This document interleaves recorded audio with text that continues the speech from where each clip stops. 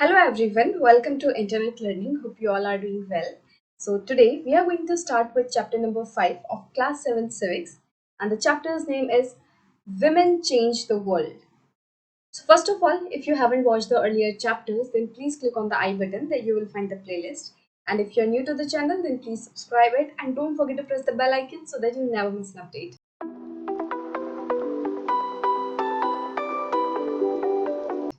So let's start with our today's chapter, that is Women Change the World. So as you can see from the chapter's name, that in this chapter we are going to see that how women has changed the world and what is the role of women in the development of world, कि दुनिया को चलाने के लिए इस पूरी दुनिया में women का क्या रोल है और उस रोल की कितनी अहमियत की जाती है, कितनी इम्पोर्टेंस उस रोल को दी जाती है। और हम ये देखेंगे कि women ने, औरतों ने किस तरीके से इस दुनिया को बदला है और अभी भी बदल रही हैं। पिछले चैप्टर में हमने पढ़ा था कि विमेन का जो काम है, जो हाउस होल्ड वर्क है, घर का काम है, जो केयर गिविंग वाले वर्क हैं, उनको इतनी ज्यादा वैल्यू नहीं दी जाती, उन्हें बहुत ही कम वैल्यू किया जाता है। और house hold work, care giving work एक ऐसा काम है जिसकी कोई फिक्स टाइमिंग नहीं होती। ऐसा नहीं है कि भाई हमें पता है कि हमारे जो विमेन्स हैं वो सुबह 9 बजे से अपनी ड्यूटी पर चढ़ेंगी और 5 बजे शाम के वो अपनी ड्यूटी से मतलब उसको खत्म कर देंगे, अपना काम खत्म कर देंगी, 9 to 5 वाली जॉब। ऐसा तो नहीं है, मतलब इनके काम की कोई फिक्स टाइमिंग नहीं है। रात को 1-1 बजे भी अगर किसी की तबीयत खराब हो रही है तो हमारी जो पेरेंट्स होते हैं, हमारी जो मम्मी होती हैं, वो हमारा ध्यान रखती हैं, हमें दवाइयाँ देती हैं। अगर किसी को सुबह जल्दी कहीं जाना है तो मम्मी जल्दी से सुबह उठ के खाना वगैरह बनाती है। तो इस काम की कोई फिक्स टाइमिंग नहीं है और ये काम जो है लगभग ऐसा है जो पूरे दिन का काम है। 24 आवर्स जो है उन्हें ऑन द जॉब रहना पड़ता है, उन्हें काम करते रहना पड़ता है कि भाई कब किसी को कैसी जरूरत आ जाए। हमारी जो विमेन है वो लगभग पूरे दिन जो है वो अपने ड्यूटी पर रहती हैं और अगर कभी उनकी खुद की भी तबीयत खराब हो जाती है फिर भी वो कोशिश करती हैं कि वो अपना काम करें। फिर भी जैसे कि अगर बच्चे हैं उनके स्कूल जा रहे हैं तो मम्मियाँ क्या करती हैं, चाहे खुद की तबीयत खराब है फिर भी वो टिफिन बना के जरूर देती हैं। तो इस तरीके से जो विमेन है उनके काम की कोई फिक्स टाइमिंग नहीं है, कोई जो है वीकेंड्स नहीं है कि भाई सैटरडे संडे ऑफ होता है, कोई लीव वाला सिस्टम नहीं है कि आपको 10 दिन की लीव मिल सकती है, पेड लीव्स अनपेड लीव्स, मतलब जैसा कि ऑफिस सिस्टम में होता है ऐसा कुछ नहीं है। और ये जो काम है ये हमारे लिए बहुत बहुत ज्यादा इम्पोर्टेंट है, बट फिर भी लोग इस काम की इज्जत नहीं करते, वैल्यू नहीं करते। अब ये तो बात हो गई हमने जो पिछले चैप्टर में की थी, वो थी हाउस होल्ड वर्क की बात, कि women जो काम घर में करती हैं, हाउस होल्ड वर्क करती हैं, केयर गिविंग वाला काम करती हैं, उसको किस तरीके से लोग ट्रीट करते हैं। तो हमें पता चला कि उसको लोग ज्यादा वैल्यू नहीं करते, बट हमें करनी चाहिए वैल्यू। अब इस चैप्टर में हम ये देखेंगे कि जो घर से बाहर वाला काम है, विमेन, अभी ऐसा तो है नहीं कि विमेन सिर्फ और सिर्फ घर का ही काम कर रही हैं। आजकल जो विमेन है वो बाहर भी जाती हैं, वो ऑफिस वर्क भी करती हैं, वो घर से बाहर निकल कर भी काम करती हैं। तो इस चैप्टर में हम ये जानेंगे कि विमेन जो घर से बाहर काम कर रही हैं उनके कामों को कितनी वैल्यू दी जा रही है और किस तरीके के कामों को माना जाता है कि ये काम सिर्फ और सिर्फ आदमी ही कर सकते हैं और ये काम सिर्फ और सिर्फ औरतें ही कर सकती हैं। तो इस तरीके से ये जो सोसाइटी है उसने डिफरेंशिएट कर रखा है कि भाई ये काम औरतों के बस की थोड़ी है, ये काम औरतों के बस की नहीं है, ये तो कोई आदमी कर सकता है। तो बहुत सारे ऐसे काम हैं जिनके साथ इस तरीके से स्टीरियोटाइप जो है वो अटैच कर रखा है सोसाइटी ने। तो हम उन चीजों पे ध्यान देंगे कि क्यों सोसाइटी ने ऐसा किया है, क्यों जो है कुछ कामों के लिए माना जाता है कि वो सिर्फ मेन ही कर सकते हैं और कुछ कामों के लिए बोला जाता है कि औरतों को बोला जाता है। जैसे नहीं, आप देखोगे नॉर्मली कहा जाता है कि घर में कोई लड़की है मान लो, अब वो अपना करियर डिसाइड कर रही है कि अब आपको क्या बनना है, आगे मुझे क्या करना है। तो नॉर्मली क्या कहते हैं पेरेंट्स की, तुम ना टीचर बन जाओ, टीचर की जो जॉब है वो काफी अच्छी है, तुम डॉक्टर बन जाओ, तुम नर्स बन जाओ। तो इस तरीके के काम जो है वो लड़कियों को सजेस्ट किए जाते हैं। वहीं कोई लड़का होगा तो उसे क्या बोला जाएगा, तुम इंजीनियर बन जाओ। और लड़की को ज्यादातर जो है पेरेंट्स नहीं सजेस्ट करते इंजीनियरिंग, वहीं लड़के को ज्यादातर मैक्सिमम टीचर पेरेंट्स क्या कहेंगे कि तुम इंजीनियरिंग करो। तो लड़कियों को बोला जाएगा इंजीनियरिंग लड़कियों के लिए थोड़ी है, वो तो लड़कों के लिए है। तो इस तरीके से सोसाइटी में कुछ कामों के लिए माना जाता है कि वो सिर्फ और सिर्फ लड़के ही कर सकते हैं और कुछ कामों को कहा जाता है कि ये लड़कियां करें तो बेटर है। इसके बाद इस चैप्टर में हम ये भी जानेंगे कि किस तरीके से जो वुमेन है उन्होंने अपनी इक्वालिटी के लिए स्ट्रगल किया, लड़ाई लड़ी कि उन्हें आदमियों जितना ही दर्जा दिया जाए, उनको आदमियों जितनी ही वैल्यू की जाए, उनकी इज्जत की जाए. So getting an education was and still is one way in which new opportunities were created for women. और एक तरीका जो है जिसके थ्रू हम ये कर सकते हैं कि विमेन को और ज्यादा अपॉर्चुनिटीज दें, एक जरिया है जिसके थ्रू हम मेन एंड वुमेन को इक्वलिटी पर लाकर खड़ा कर सकते हैं, वो क्या है? एजुकेशन. कि हम सभी औरतों को भी एजुकेशन प्रोवाइड करें जिससे कि वो अपने पैरों पर खड़ी हों, बाहर जाके नौकरी करें और अपनी जो काबिलियत है उसे वो प्रूव कर सकें. तो इस तरीके से एक जो तरीका है वुमेन्स को अपॉर्चुनिटी देने का, उनको उनके जो स्किल्स हैं उन्हें शो करने का, उनके जो काबिलियत है उसको यूज करने का, वो है एजुकेशन उन्हें देना. और इसके थ्रू क्या होगा कि जो अगर वुमेन को भी एजुकेशन मिलेगी तो वो मेन के जितना ही अपने आप को महसूस कर पाएगी कि हम मेन एंड वुमेन में इक्वलिटी लाने की तरफ बढ़ सकते हैं एजुकेशन के थ्रू. इसके अलावा इस चैप्टर में हम बहुत सारे विमेन्स मूवमेंट के बारे में भी पढ़ेंगे कि किस तरीके से बहुत सारे विमेन जो हैं उन्होंने मिलकर एक मूवमेंट चलाई और जो उनके साथ डिस्क्रिमिनेशन होता है, जो उनके साथ पक्षपात होता है, उनके साथ इनइक्वालिटी होती है, उसके खिलाफ उन्होंने आवाज उठाई और डिमांड की कि हमें आदमियों द्वारा ही उनके जितना मेन को वैल्यू करते हैं, जितना मेन को दर्जा दिया हुआ है, वैल्यू की जाती है, उतना ही हमें भी वैल्यू की जाए, उतनी ही हमारे काम को भी वैल्यू की जाए. तो वुमेन ने इस चीज को लेकर मूवमेंट्स चलाई हैं. सो यहाँ पे एक छोटी सी एक्टिविटी है जो कि अगर आप क्लास में हो तो आप आपके जो टीचर हैं वो आपको करवाएंगे, और नहीं करवाते तो आप खुद से जरूर करें. ठीक है, तो क्या है हु डज व्हाट वर्क, कि कौन क्या काम करता है. तो यहाँ पे कुछ खाली बॉक्सेस दिए हुए हैं और उनके नीचे कुछ नाम लिखे हुए हैं. अ फार्मर, कुछ ऑक्यूपेशंस लिखी हुई हैं. फार्मर हो गया, factory worker, a nurse, a scientist, a pilot, a teacher. और आपको बोला गया है कि आपको इन सभी बॉक्सेस में इनकी पिक्चर बनानी है. अब फार्मर लिखा तो आपको एक फार्मर की पिक्चर बनानी है, फैक्ट्री वर्कर की पिक्चर बनानी है. ठीक है, अगर आप चाहते हो तो जल्दी से आपको जो जल्दी जल्दी 5-10 मिनट में आप बना के वापस से वीडियो जो है वो कंटिन्यू कर सकते हो. तो फिर हम आगे कंटिन्यू करते हैं. ठीक है, तो मान लो आपने जो है पिक्चर बना ली. अब मेन जो मकसद है इस एक्टिविटी का वो ये देखना है कि कितने बच्चे जो हैं एक पर्टिकुलर ऑक्यूपेशन के साथ फीमेल को एसोसिएट करते हैं, फीमेल को जोड़ के देखते हैं, और कितने कामों के साथ वो एक मेल को, आदमी को जोड़ के देखते हैं. जैसे कि एक फार्मर के नाम से हमारे दिमाग में क्या आता है, एक आदमी की पिक्चर आती है. तो हो सकता है अगर आपने भी पिक्चर बनाई हो एक फार्मर की तो उसमें एक आदमी को ही किसान के रूप में दिखाया हो. ठीक है, एक फैक्ट्री वर्कर हो गया तो उसमें भी हो सकता है आपने एक आदमी को फैक्ट्री वर्कर के रूप में दिखाया हो. एक नर्स, तो नर्स बोलने से हो सकता है कि आपने मतलब ज्यादातर में, आप लोगों में से ज्यादातर लोगों ने एक विमेन को नर्स दिखाया होगा, एक मेन को नर्स नहीं दिखाया होगा. तो इस तरीके से जो मेन मकसद है इस एक्टिविटी का वो ये लोगों को महसूस कराना है, बच्चों को महसूस कराना है कि किस तरीके से हम कुछ कामों के साथ मेल को जोड़ते हैं और कुछ कामों के साथ फीमेल को जोड़ते हैं.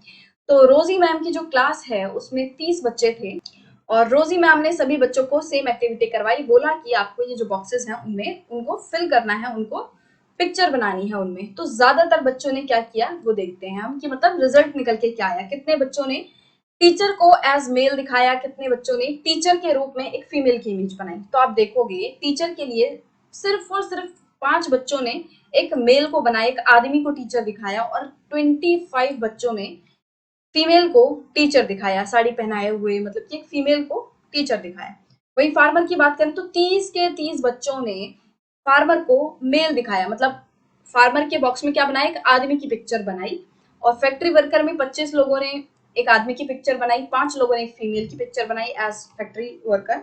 नर्स में 0 लोगों ने एक मेल की इमेज बनाई और 30 लोगों ने जो है फीमेल की पिक्चर बनाई. तो इस तरीके से हम पढ़ सकते हैं कि भाई साइंटिस्ट में 25 लोगों ने मेल बनाए और 5 लोगों ने फीमेल बनाई. वही पायलट जो है वो 27 लोगों ने मेल बनाया और सिर्फ 3 लोगों ने जो है फीमेल बनाई. तो इससे हमें क्लियरली पता चलता है कि किस तरीके से कुछ कामों के साथ जो है मेल को एसोसिएट किया जाता है कि भाई टीचर जो है वो फीमेल हो सकती है और फार्मर कौन होगा, मेल, कि एक आदमी जो है वो फार्मर होगा. बट ऐसा नहीं है.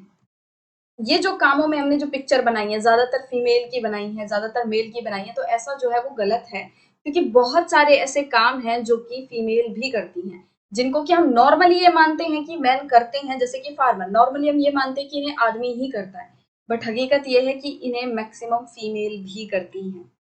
इसी तरीके से अगर मैन के उसमें देखें तो नॉर्मली हमने टीचर के उसमें 25 फीमेल बनाई, बट आप अपने स्कूल में ही देख सकते हो कि आपके बहुत सारे जो टीचर्स हैं वो मेल टीचर्स भी होते हैं। तो ऐसा नहीं है कि टीचिंग जो है वो ज्यादातर फीमेल करती हैं, ऐसा नहीं है, बहुत सारे जो है मेल टीचर्स भी हमें देखने मिलते हैं।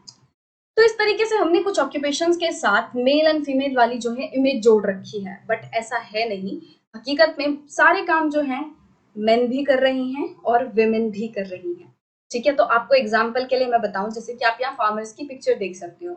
ठीक है, तो इंडिया में जितनी भी वर्किंग विमेन है, जितनी भी औरतें काम कर रही हैं, उन विमेन्स में से 83.6% ऐसी वर्किंग विमेन है, ऐसी औरतें हैं जो कि एग्रीकल्चरल वर्क में इंगेज्ड हैं, जो कि खेती कर रही हैं। ठीक है, इंडिया में मान लो 100 औरतें जो है वो बाहर काम पर जाती हैं, तो उन 100 औरतों में से 83.6 मतलब कि 83 मान लेते हैं, 83 वुमेन जो हैं वो ऐसी वुमेन हैं जो कि खेती में करती हैं, खेती करती हैं। ठीक है, किसान के रूप में वो घर से बाहर काम करने जाती हैं। ठीक है, और हमारे यहाँ पे जो बच्चों ने क्या दिखाया कि 30 के 30 जो फार्मर है उनको मेल दिखा दिया कि आदमी जो है वही फार्मर है। तो ये एक बहुत ही गलत हमारी सोच है। ऐसा नहीं है कि सिर्फ और सिर्फ मेल ही फार्मिंग करते हैं, सिर्फ और सिर्फ मेल ही जो है वो साइंटिस्ट हो सकते हैं, या सिर्फ और सिर्फ मेल ही पायलट वगैरह बन सकते हैं, ऐसा नहीं है। विमेन भी कर रही हैं, विमेन भी करती हैं, बट ये है कि हमें अपने दिमाग से इस चीज को निकालना है। ये जो पर्दा पड़ा है हमारी आंखों के सामने, इसको हटाना है और ये महसूस करना है, ये रियलाइज करना है कि विमेन भी ये सभी काम कर सकती हैं और कर भी रही हैं, और हमारे देश को, हमारी दुनिया को और आगे बढ़ा रही हैं। और ऐसा कोई काम नहीं है जो मेल कर सकते हैं बट फीमेल नहीं कर सकती, या फिर फीमेल कर सकते हैं जो मेल नहीं कर सकती। ठीक है, तो ऐसे काम नहीं है। सब कोई सब कुछ कर सकता है, बट सिर्फ ये है कि अपॉर्चुनिटीज मिलने की जरूरत है ना। अगर लड़कों को भी पढ़ाएं, लड़कियों को भी पढ़ाएं, दोनों को सेम तरीके से पढ़ाएं, तो दोनों ही सारे काम कर लेंगे। उन्हें दोनों को ही सेम एजुकेशन दी जाए तो वो दोनों ही एक जैसे ही काम कर पाएंगे। जिस तरह की उन्हें एजुकेशन मिली है उसके बेसिस पर वो दोनों ही सेम काम कर पाएंगे। ऐसा नहीं है कि भाई आदमी कर लेगा, औरत पढ़ने के बावजूद भी नहीं कर पाएगी, ऐसा नहीं है। ठीक है, सो हमें किसी भी काम के साथ एक जो इमेज है मेल फीमेल वाली वो एसोसिएट करके नहीं देखनी है। और अब अगले सेक्शन में हम क्या पढ़ेंगे कि fewer opportunities and rigid expectations, की औरतों को किस तरीके से बहुत ही कम जो है अपॉर्चुनिटीज मिलती हैं काम करने की, घर से बाहर जाने की, उन्हें इतनी ज्यादा अपॉर्चुनिटीज जो है वो नहीं मिल पाती। इन सब चीजों पे हम नेक्स्ट वीडियो में बात करेंगे। Fewer opportunities and rigid expectations. So पिछले वीडियो में हमने पढ़ा कि किस तरीके से एक छोटी सी एक्टिविटी रोजी मैम ने अपने क्लास के बच्चों से करवाई थी, और उसमें हमें पता चला कि हम मतलब बच्चों ने कुछ कामों में मेल्स की पिक्चर बनाई और कुछ कामों में फीमेल की पिक्चर बनाई, और इससे हमें पता चलता है कि किस तरीके से हमारे दिमाग में हमने कुछ कामों के साथ मेल्स को एसोसिएट कर रखा है कि भाई ये काम तो आदमी ही कर सकते हैं, औरतें नहीं कर सकती, और कुछ कामों के लिए हमने ये माना है कि भाई औरतें जो हैं ये काम करने के लिए बेटर है। तो ऐसा क्यों हो रहा है? क्यों कुछ पिक्चर्स में बच्चों ने मेल की पिक्चर बनाई, क्यों फार्मर्स को एज मेल दिखाया, वहीं जो नर्स है उसमें बच्चों ने फीमेल की पिक्चर बनाई, ऐसा क्यों हुआ? क्योंकि बच्चे जो हैं वो ये मानते हैं, या फिर ये जो सोसाइटी है वो ये मानती है कि जो विमेन है वो घर से बाहर भी सिर्फ कुछ कामों को करने के लिए मतलब बनी हुई है। मतलब कि अगर वुमेन घर से बाहर भी कुछ काम कर रही है, कोई काम करने के लिए घर से बाहर जा रही है, तो वो कुछ ही ऐसे काम है जिन्हें वो घर से बाहर भी अच्छे से कर पाएगी। कैसे काम? मतलब कि जिस तरीके के काम वो घर में कर रही है, घर में वुमेन कैसे काम करती हैं? केयर गिविंग का काम होता है, बच्चों की देखभाल हो गई, बूढ़ों की देखभाल हो गई, खाना वगैरह बनाना, ये सब जो है वो वुमेन घर में करती हैं, हाउस होल्ड वर्क करती हैं। तो सोसाइटी क्या मानती है कि जब विमेन घर से बाहर जाएगी तो भी वो कुछ इन्हीं कामों से रिलेटेड, केयर गिविंग वर्क हो गए और हाउस होल्ड वर्क हो गए, इन्हीं कामों से रिलेटेड वो कुछ काम कर पाएगी, वो कुछ काम कर सकती है बाहर भी। ठीक है, तो बच्चों ने क्या किया, नर्स की पिक्चर बनाई। नर्स की पिक्चर में किसको दिखाया? एक फीमेल को। तो ऐसा क्यों हुआ? क्योंकि बच्चे ये मानते हैं कि जो विमेन है, या सोसाइटी ये मानती है, मुझे ये कहना चाहिए, क्योंकि बच्चों के भी दिमाग में कहां से आया? सोसाइटी से। ठीक है, तो सोसाइटी ये मानती है कि जो विमेन होती हैं वो ज्यादा पेशेंट होती हैं, वो ज्यादा जेंटल होती हैं, केयर गिविंग काम को करने के लिए वो ज्यादा अच्छे से उस काम को कर सकती हैं। ठीक है, तो नर्स क्या करती है? वो भी बीमारों की देखभाल करती है, उनको दवाइयां वगैरह टाइम से देती है। तो मतलब ये सब काम जो है वो नर्स करती है। कुछ वैसे ही काम जो है वो वुमेन भी घर में करती हैं, बच्चों की देखभाल करती हैं, बूढ़ों की देखभाल करती हैं। तो लोग क्या मानते हैं कि अगर घर से बाहर विमेन जा रही है तो वो कुछ उसी तरीके का काम जैसे वो घर में करती है, कुछ वैसे ही काम वो घर से बाहर भी कर पाएगी, उसके अलावा वो कुछ नहीं कर पाएगी। तो इसीलिए सोसाइटी नर्सों के रूप में किसे देखती है? विमेन को देखती है। तो ये जो पिक्चर्स बच्चों ने बनाई टीचर के लिए, जो बच्चों ने क्या किया, ज्यादातर फीमेल की पिक्चर बनाई। नर्स में लगभग सभी बच्चों ने 30 के 30 बच्चों ने एक फीमेल की पिक्चर बनाई। तो ये जो चीजें हैं वो क्या दर्शाती हैं कि women's roles within the family is linked with the work they are doing outside the home. कि घर से बाहर जो भी वो काम कर रही हैं उन कामों को भी किससे जोड़ के देखा जा रहा है? जो वो काम घर में कर रही हैं। कि घर में वो केयर गिविंग का काम करती हैं तो बाहर भी वो केयर गिविंग का काम करेंगी। घर में वो बच्चों को सिखाती हैं, पढ़ाती हैं, मतलब उनको शिक्षा देती हैं, और बच्चों की जो है उनसे कनेक्शन रहता है, बच्चों को वो संभालती हैं।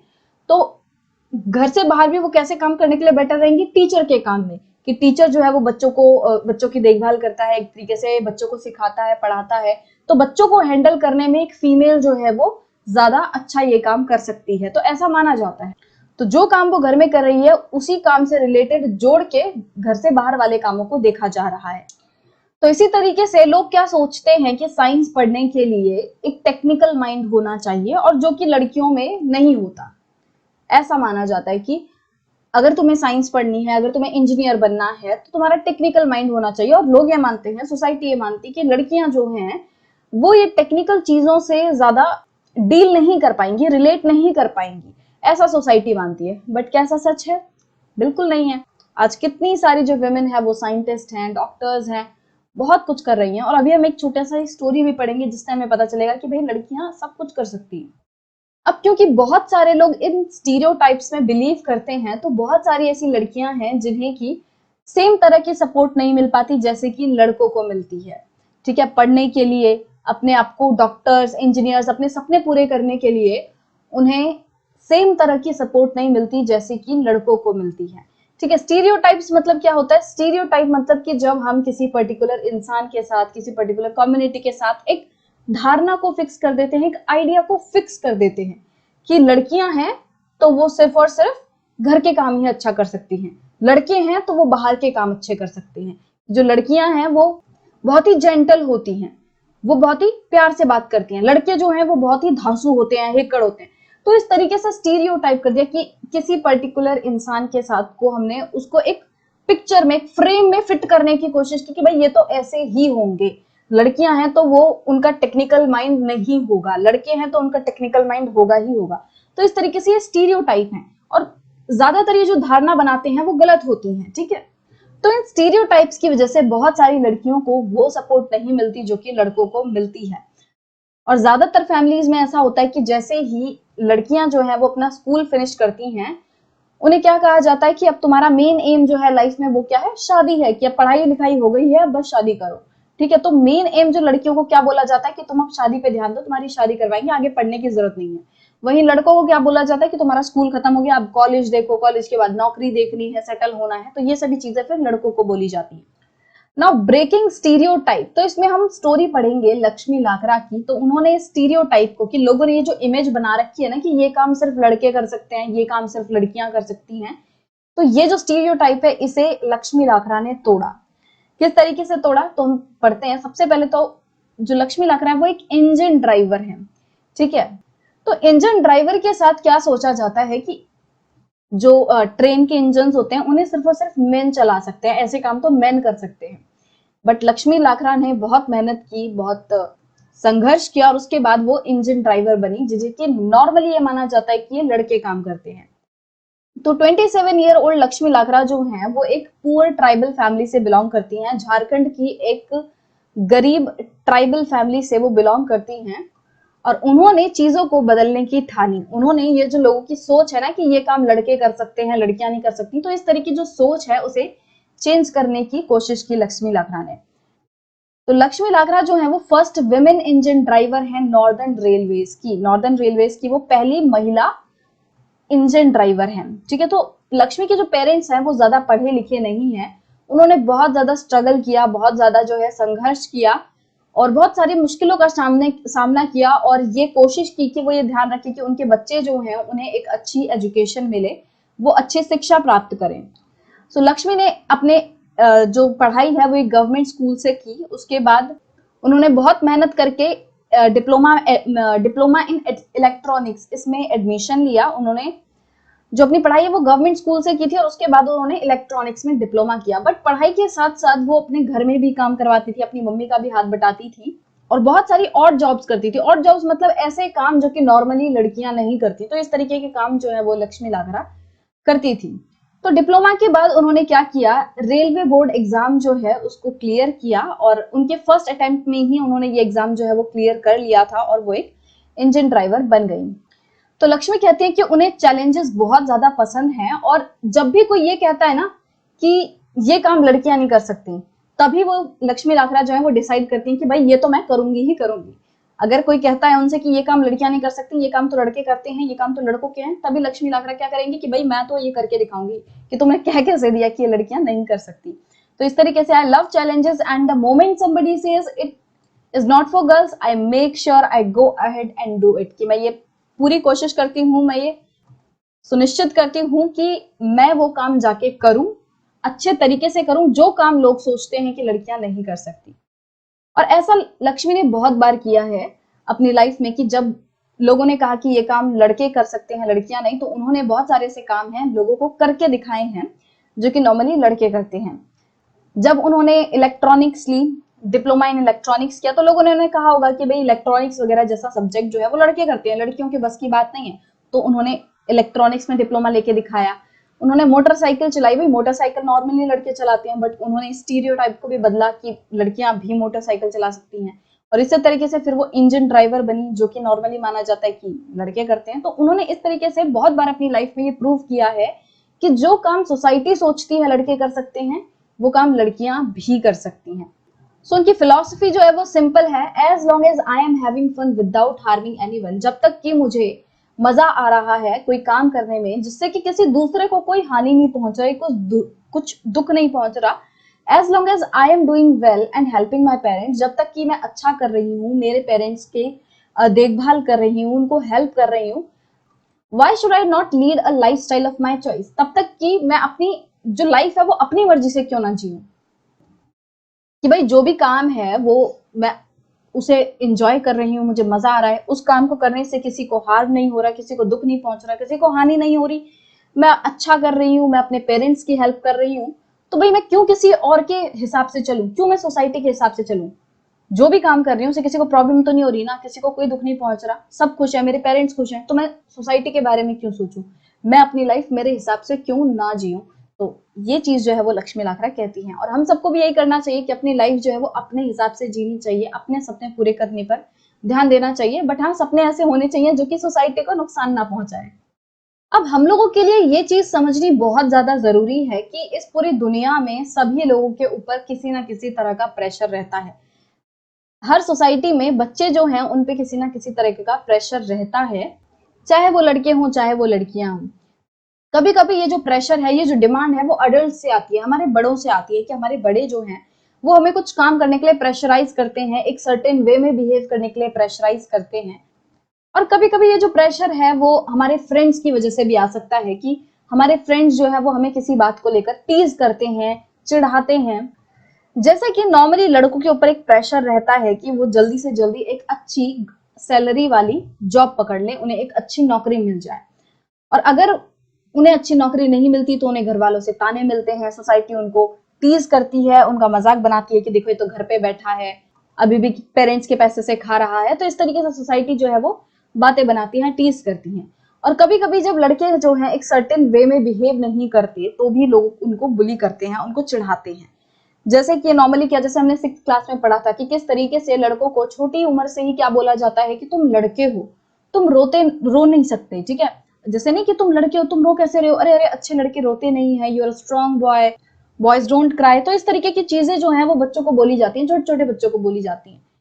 तो अगर कोई लड़का जो है किसी सर्टेन वे में बिहेव नहीं कर रहा, मान लो कि वो बहुत ही सॉफ्टली बोल रहा है, तो उसके फ्रेंड्स जो है वो उसको चिढ़ाने लगेंगे कि भाई देख कैसे लड़कियों की तरह बोल रहा है, देख कैसे लड़कियों की तरह धीरे धीरे बोल रहा है, सॉफ्टली बोल रहा है ना। तो इस तरीके के प्रेशर जो हैं सभी बच्चों के ऊपर रहते हैं। कभी वो फैमिली से आते हैं, कभी वो सोसाइटी से आते हैं, कभी वो फ्रेंड्स से आते हैं। तो बच्चों को बहुत सारे इस तरीके के प्रेशर जो है वो फेस करने पड़ते हैं, और जो कि गलत है। इस तरीके के प्रेशर जो हैं वो हमें नहीं देने चाहिए कि भाई अगर आपका कोई फ्रेंड है वो किसी सर्टेन वे में बिहेव कर रहा है और उससे आपको कोई नुकसान नहीं हो रहा, तो भाई उसे करने दो ना। आपको क्या प्रॉब्लम हो रही है? अगर वो धीरे धीरे सॉफ्टली बात कर रहा है तो आपको क्या प्रॉब्लम हो रही है? आपको उसकी बात तो समझ आ रही है ना।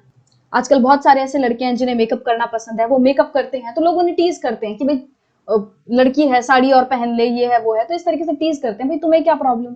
अगर लड़कियां मेकअप कर सकते हैं, हम इक्वालिटी की तो बात कर रहे हैं ना। इक्वालिटी की बात अगर लड़कियों के लिए कर सकते हैं तो लड़कों के लिए तो भी कर सकते हैं ना, कि अगर लड़कियां मेकअप कर सकती हैं तो लड़कों के मेकअप करने में क्या प्रॉब्लम है? अगर उस लड़के को पसंद आ रहा है मेकअप तो उसे करने दो भाई, उसे टीज क्यों कर रहे हो, चिढ़ा क्यों रहे हो? तो इस तरीके से जब तक कोई अपनी लाइफ को एंजॉय कर रहा है, उसको काम करने में मजा आ रहा है और उससे सोसाइटी को कोई प्रॉब्लम नहीं हो रही, तो सोसाइटी को उस इंसान को टीज नहीं करना चाहिए, प्रेशराइज नहीं करना चाहिए। ठीक है। तो यहाँ पे एक छोटी सी स्टोरी दी हुई है जिसके थ्रू हमें ये पता चलेगा कि किस तरीके से एक बच्चे को उसके सपने, उसके ड्रीम्स परस्यू करने से रोका जाता है। उसको सोसाइटी जो एक तरीके से प्रेशराइज करती है कुछ और करने के लिए। जैसे कि जेवियर जो है वो अपने 10th क्लास के रिजल्ट से बहुत ज्यादा खुश था, वो हैप्पी था, उसके जितने भी मार्क्स आए थे। वैसे तो साइंस और मैथ्स में उसके ज्यादा अच्छे मार्क्स नहीं आए थे, बट वो खुश था कि उसके जो फेवरेट सब्जेक्ट्स हैं हिस्ट्री एंड लैंग्वेजेस, उसमें उसने काफी अच्छा किया था। बट जब उसने अपना रिजल्ट अपने पेरेंट्स को दिखाया तो उसके पेरेंट्स ज्यादा खुश दिखाई नहीं दिए, उसके पेरेंट्स को ज्यादा खुशी नहीं हुई। तो जेवियर की मम्मी क्या बोलती हैं कि जेवियर तुमने मैथ्स में सिर्फ और सिर्फ 65% लाए हैं और फिजिक्स में भी तुम्हारे बहुत कम मार्क्स हैं। तो जेवियर कहता है मुझे पता है मम्मी, बट ठीक है कोई बात नहीं, क्योंकि मुझे वैसे भी साइंस और मैथ्स जो है वो आगे नहीं लेना, मैं तो हिस्ट्री पढ़ना चाहता हूँ। तो मेरे फेवरेट सब्जेक्ट हिस्ट्री में तो मेरे काफी अच्छे मार्क्स हैं, और साइंस और मैथ्स मुझे वैसे भी नहीं लेना, तो उसमें मैं पास तो हुई, तो इसमें इतनी टेंशन वाली कोई बात नहीं है। तो जेवियर ये बोलता है। फिर जेवियर के फादर उसे कहते हैं बट तुम हिस्ट्री क्यों लेना चाहते हो? अपने फ्यूचर के बारे में भी तो सोचो। तुम्हें एक अच्छी जॉब लेनी है, you have to get a good job, तुम्हें एक अच्छी जॉब लेनी है, और हिस्ट्री मदद नहीं करेगी, हिस्ट्री में कोई स्कोप नहीं है। तो जो जेवियर के फादर थे वो कहते हैं कि भाई हिस्ट्री सब्जेक्ट लेके तुम्हें आगे कोई नौकरी नहीं मिलेगी, कोई स्कोप नहीं है इसमें। इस तरीके से उन्होंने बोला। बट ऐसा नहीं है, हर सब्जेक्ट में कुछ ना कुछ स्कोप होता है, बस इंटरेस्ट हमारा उसमें होना चाहिए। ठीक है। तो जेवियर क्या कहता है, but I don't like math और साइंस, मुझे मैथ्स और साइंस पसंद ही नहीं है। फिर जेवर की मम्मी बोलती है कि बी सेंसिबल सन, थोड़ा दिमाग से काम लो, मैथ्स लो, और उसके साथ तुम कंप्यूटर सीख सकते हो, और जॉब मार्केट में जो कंप्यूटर्स है, मैथ्स है, इस चीज की बहुत ज्यादा डिमांड है। तो अगर तुम मैथ्स पढ़ोगे साथ ही साथ कंप्यूटर करोगे तो तुम्हें काफी अच्छी जो जॉब है वो मिल जाएगी। तो जेवियर की मदर जो है वो ये कहती है। तो इस स्टोरी से हमें क्या देखने मिला कि किस तरीके से जेवियर को हिस्ट्री ज्यादा पसंद थी, हिस्ट्री एंड लैंग्वेजेस उसे ज्यादा पसंद थी, और साइंस और मैथ्स में जो है उसको इतना ज्यादा इंटरेस्ट नहीं था। बट फिर भी उसके पेरेंट्स जो है वो उसको प्रेशराइज करते हैं कि तुम मैथ्स लो, तुम्हें एक अच्छी जॉब लेनी है, तुम हिस्ट्री मत लो, जो कि उसका फेवरेट फेवरेट सब्जेक्ट था। कि उसको बोला कि तुम हिस्ट्री मत लो, तुम मैथ्स लो और साथ साथ कंप्यूटर करो तो तुम्हें अच्छी जॉब मिल जाएगी। बट सबसे ज्यादा हमारे लिए इंपॉर्टेंट ये है कि हमें क्या पसंद है। अगर जेवियर हिस्ट्री लेता है जो कि उसका फेवरेट सब्जेक्ट है, तो वो जो भी करेगा आगे, तो हो सकता है उसे एक हाई पेइंग, मतलब बहुत ज्यादा पैसे ना मिले, बट जो भी वो काम करेगा उसमें वो सेटिस्फाइड रहेगा, उसमें वो खुश रहेगा। वहीं अगर वो मैथ्स ले भी लेता है, कंप्यूटर सीख भी लेता है और उसे एक बहुत अच्छी जॉब भी मिल जाती है, बहुत पैसे देने वाली, तो हो सकता है उतने ज्यादा पैसे लेने के बाद भी वो सेटिस्फाइड फील ना करे, खुश फील ना करे। तो जरूरी है कि हम वो चीजें करें जो कि हमें पसंद हो, जो जो चीजों में हम इंटरेस्ट रखते हो। Learning for change. So school जाना हम सभी के लाइफ का एक बहुत ही इंपॉर्टेंट पार्ट होता है, और जैसे जैसे ज्यादा से ज्यादा बच्चे जो हैं स्कूल्स में अपने आप को इनरोल करवा रहे हैं, उससे हम सभी को ये लगने लगा है कि स्कूल जाना सब बच्चों के लिए एक बहुत ही नॉर्मल चीज है। और आज हम बिल्कुल भी ये इमेजिन नहीं कर सकते कि स्कूल जाना किसी के लिए आउट ऑफ बाउंड्स या फिर इनअप्रोप्रिएट हो सकता है। मतलब कि स्कूल जाना किसी के लिए गलत माना जा सकता है, या फिर ये माना जा सकता है कि वो उसके दायरे से बाहर है। तो आज तो ऐसा नहीं है, बट पास्ट में स्कूल जाने को कुछ लोगों के लिए इनअप्रोप्रिएट माना जाता था, सही नहीं माना जाता था। सो पुराने टाइम में ये जो लिखने पढ़ने की स्किल है ये बहुत ही कम लोगों को आती थी। Most children learn the work their families और एल्डर्स डिड, और ज्यादातर बच्चे जो हैं वो काम सीखते थे जो कि उनकी फैमिलीज कर रही हैं। ठीक है। तो वो पढ़ना लिखना इतना ज्यादा नहीं सीखते थे, उसके बदले जो काम उनकी फैमिलीज करती थी उसे सीखते थे। For girls the situation was worse, और गर्ल्स के लिए तो सिचुएशन और भी ज्यादा खराब थी। जिन कम्युनिटीज में, जिन फैमिलीज में लड़कों को लिखना पढ़ना सिखाया जाता था, उन फैमिलीज में लड़कियों को पढ़ना लिखना नहीं सिखाया जाता था। लड़कियों के लिए पढ़ाई लिखाई जो है वो सही नहीं मानी जाती थी। और वो फैमिलीज जिनमें लड़कों को भी पढ़ाया लिखाया नहीं जा रहा है और उनमें लड़कों को फैमिली से रिलेटेड काम सिखाया जा रहा है, मतलब कि जो काम फैमिली कर रही है, जैसे कि पॉटरी हो गया, वीविंग हो गया, क्राफ्ट, तो जहाँ पे लड़कों को ये सब सिखाया जा रहा है, उन फैमिलीज में भी लड़कियों का जो कंट्रीब्यूशन है, विमेन एंड डॉटर्स का जो कंट्रीब्यूशन है, उसे सिर्फ और सिर्फ सपोर्टिव माना जाता था। मतलब ऐसे फैमिलीज में जिनमें कि लड़कों को भी पढ़ाई लिखाई नहीं सिखाई जा रही है बल्कि फैमिली वाला काम सिखाया जा रहा है, उनमें भी लड़कियों को इतनी ज्यादा इंपॉर्टेंस नहीं दी जाती थी। जैसे कि कोई फैमिली है, वो पॉटरी के बिजनेस में है, वो मटके वगैरह बनाती है, तो उसमें विमेन का क्या काम रहता था कि वो जो मिट्टी है उसे कलेक्ट करेगी, उससे पॉट बनाने के लिए जो मिट्टी है उसको तैयार करेगी, बट वो व्हील पर पॉट नहीं बनाती थी। तो उसका काम जो है वो मड को कलेक्ट करना और अर्थ को प्रिपेयर करना ही रहता था। So since they did not operate the wheel, they were not seen as potters. अब क्योंकि वो मटका नहीं बना रही हैं, वो व्हील पे मटका खुद से नहीं बना रही हैं, इसलिए उन्हें पॉटर्स के रूप में नहीं देखा जाता था। तो मतलब फैमिलीज चाहे अपने लड़कों को पढ़ा लिखा रही हो चाहे नहीं लिखा रही हो, लड़कियों की जो सिचुएशन थी वो दोनों ही केसेस में खराब थी। अब 19th सेंचुरी में धीरे धीरे लोगों की जो सोच है वो चेंज होने लगी, नए नए आइडियाज उभर कर आने लगे एजुकेशन एंड लर्निंग को लेकर। बहुत सारे स्कूल जो हैं वो खुलने लगे, और वो कम्युनिटीज, वो फैमिलीज जिनमें किसी ने भी पढ़ाई लिखाई नहीं की थी, जो पढ़े लिखे नहीं थे, अब वो भी अपने बच्चों को स्कूल भेजना शुरू कर चुके थे। अब वो भी अपने बच्चों को स्कूल भेज रहे थे। बट फिर भी आइडियाज चेंज होने के बावजूद भी, स्कूल्स इतने सारे खुलने के बावजूद भी क्या था, लड़कियों की एजुकेशन को लेकर बहुत सारे लोगों ने अपोज किया, उसके खिलाफ गए कि लड़कियों को पढ़ाना जो है वो ठीक नहीं है। तो अभी भी जो कुछ लोग थे वो लड़कों को पढ़ाना ही सही समझ रहे थे। वो ऐसा मान रहे थे कि जो पढ़ाई लिखाई है वो लड़कियों के लिए नहीं है। बट फिर भी बहुत सारे ऐसे मैन एंड वुमेन थे जिन्होंने लड़कियों के लिए स्कूल खोलने पर जोर दिया। बहुत सारी ऐसी औरतें भी थीं जिन्होंने पढ़ने और लिखने के लिए स्ट्रगल किया, संघर्ष किया, और फिर उन्होंने लिखना पढ़ना सीखा।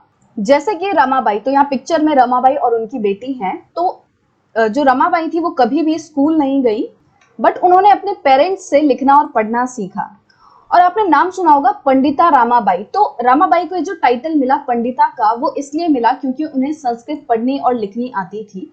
और उस टाइम पे ये एक बहुत ही बड़ी अचीवमेंट थी, क्योंकि इस तरह की नॉलेज, इस तरह की पढ़ाई लिखाई जो है उस टाइम पे लड़कियों के लिए अलाउड नहीं थी।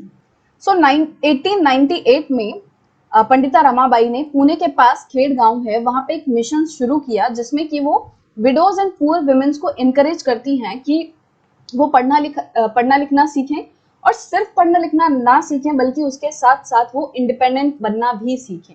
तो वहां पे उन्हें अलग अलग तरह की स्किल्स सिखाई जाती थी, जैसे कि कारपेंट्री हो गया, प्रिंटिंग प्रेस हो गया, किस तरह चलाई जाती है। तो इस तरीके से बहुत सारी उन्हें स्किल्स दी जाती थी ताकि वो खुद के पांव पर खड़ी हो सके। तो यहाँ पे आप प्रिंटिंग प्रेस की पिक्चर देख सकते हो, और रमाबाई का जो मिशन है वो आज भी चल रहा है। अब इसी तरीके से हम रशुंधरी देवी का एक्सपीरियंस पढ़ते हैं।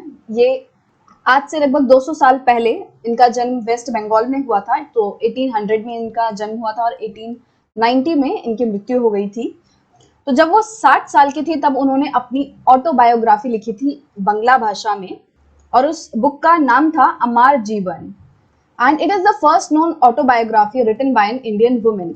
और ये किसी भारतीय महिला द्वारा लिखी गई सबसे पहली ऑटोबायोग्राफी थी। तो रशुंधरा देवी जो थी वो एक हाउसवाइफ थी, वो घर में ही रहती थी, वो बाहर काम करने के लिए नहीं जाती थी, और एक अमीर फैमिली से आती थी, वो रिच लैंडलॉर्ड्स फैमिली से वो आती थी, बड़ी जमींदारों की जो थी फैमिली थी।